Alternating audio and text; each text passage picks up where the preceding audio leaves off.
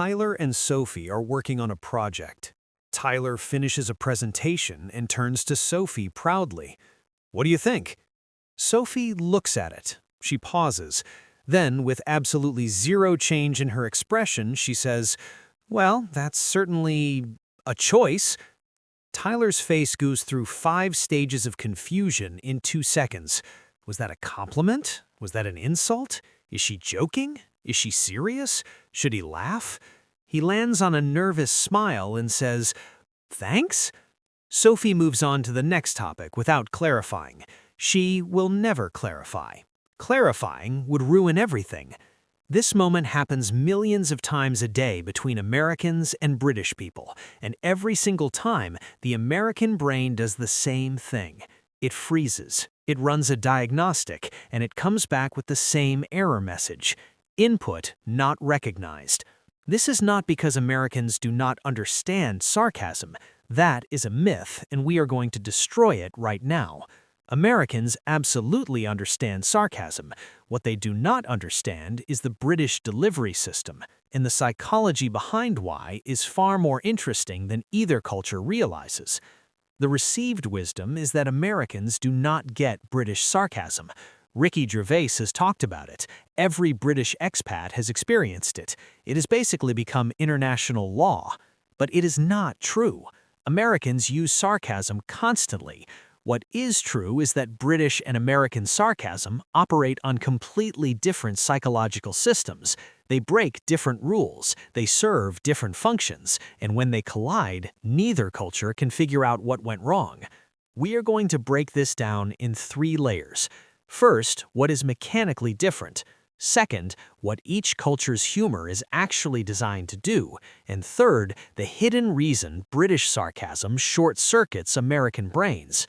Let us start with what is actually different between British and American sarcasm, because the differences are real, but they are not what most people think.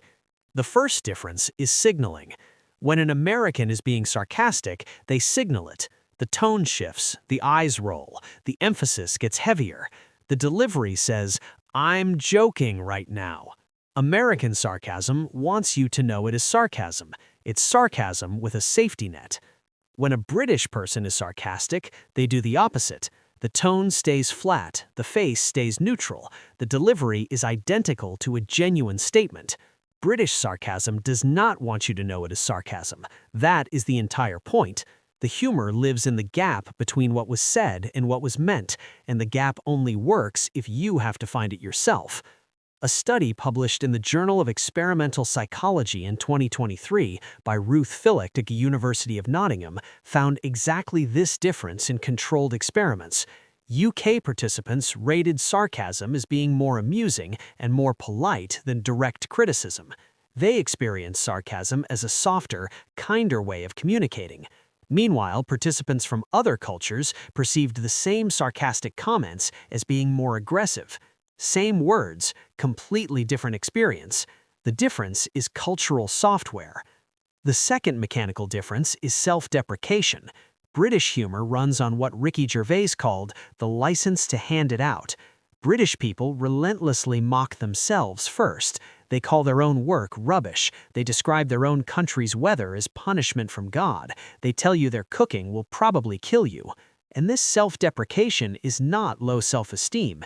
It's a social contract. By mocking yourself first, you earn the right to mock everyone else. It's a system of reciprocal vulnerability. American humor does the opposite. American comedy celebrates confidence, timing, and punchlines. American comedians often position themselves as the smart observer, commenting on the absurdity of the world around them. The comedian is usually the winner, not the loser. This is not because Americans lack humility, it's because American social culture rewards confidence and punishes visible weakness. The self-deprecation license doesn't work in America because the social rules are different. You cannot build status by tearing yourself down in a culture that measures status by how you build yourself up. Now, here's where psychology explains everything.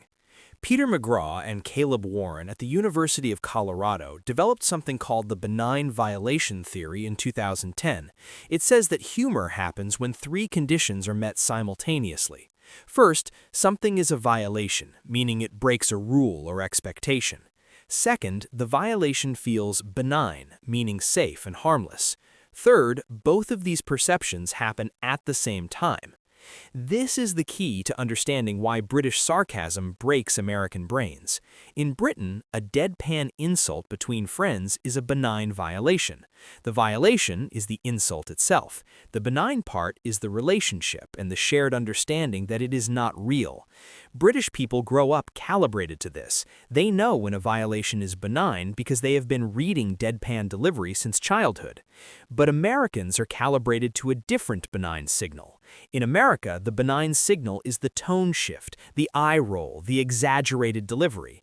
When an American hears a British insult delivered with zero tonal cues, their brain cannot find the benign signal, so the violation just lands as a violation. It does not register as a joke, it registers as an attack.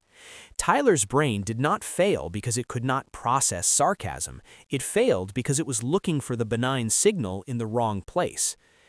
Now, here's where people usually go wrong with this topic. They conclude that British humor is more sophisticated and American humor is simpler.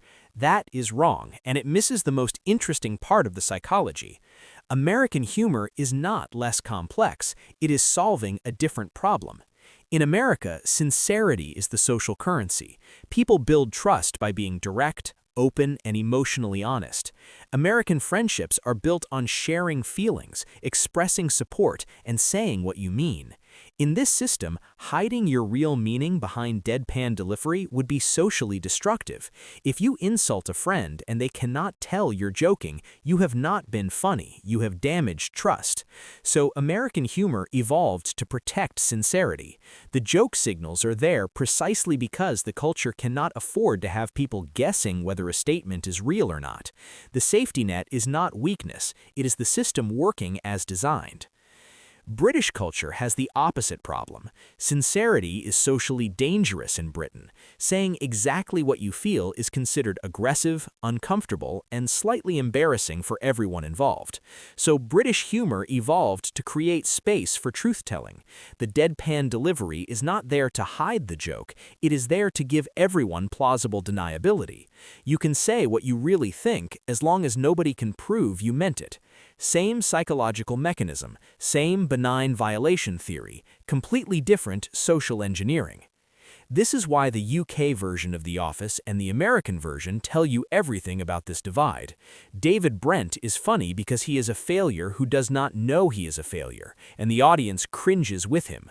Michael Scott is funny because he is a failure who still has a good heart, and the audience roots for him. British comedy rewards you for laughing at someone's destruction. American comedy rewards you for hoping they survive. Now we go deeper, because British sarcasm is not really about being funny, not at its core. Ricky Gervais wrote something in Time magazine that captures this perfectly. He said British people use sarcasm as a shield and a weapon.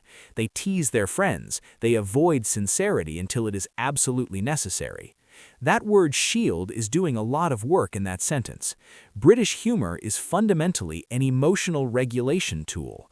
In a culture where direct emotional expression is discouraged, where saying "I love you" to a friend feels excessive, where admitting vulnerability is uncomfortable, humor becomes the vehicle for everything you cannot say directly.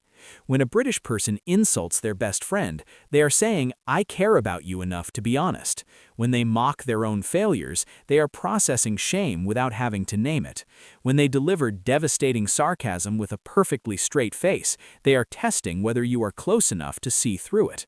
Research on humor styles by Rod Martin identified 4 main types: affiliative, self-enhancing, aggressive, and self-defeating. British humor blends affiliative and self-defeating in a way that is almost unique globally. The self-deprecation creates bonding through shared vulnerability. The sarcasm creates bonding through shared understanding.